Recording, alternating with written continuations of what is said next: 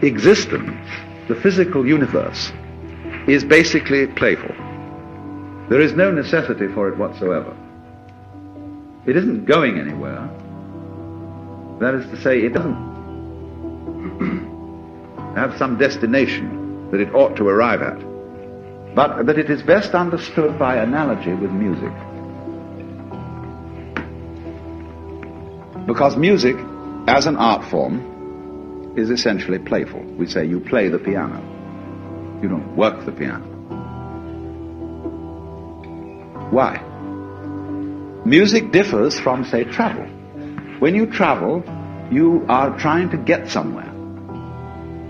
And of course, we, because being a very compulsive and purposive culture, are busy getting everywhere faster and faster and faster till we eliminate the distance between places. What happens as a result of that is that the two ends of your journey become the same place. So you eliminate the distance and you eliminate the journey. Because the fun of the journey is to travel, not to obliterate travel. So then,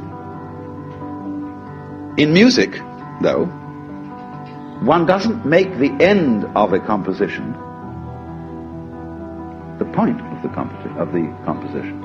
If that were so, the best conductors would be those who played fastest. And there would be composers who wrote only finales. People go to a concert just to hear one crashing chord, because that's the end.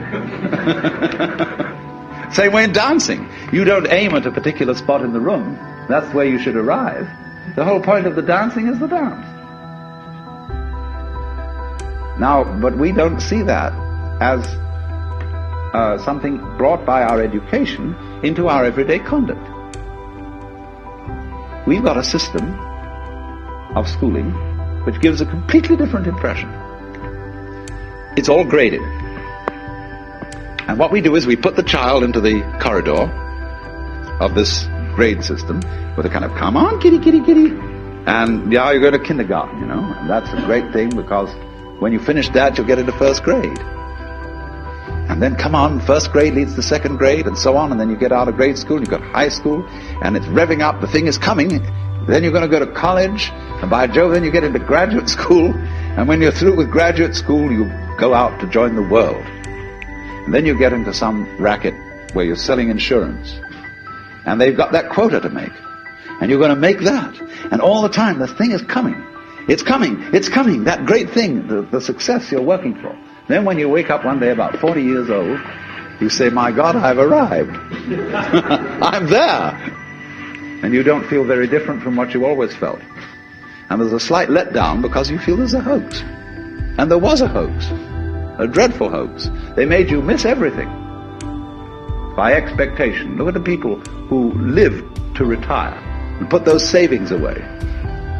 And then when they're 65, they don't have any energy left, they're more or less impotent, and they go and rot in an old people's, senior citizens community.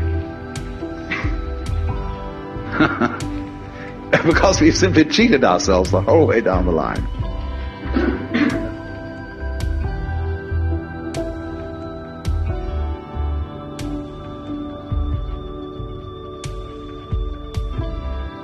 We thought of life by analogy with a journey, with a pilgrimage, which had a serious purpose at the end, and the thing was to get to that end, success or whatever it is, or maybe heaven after you're dead.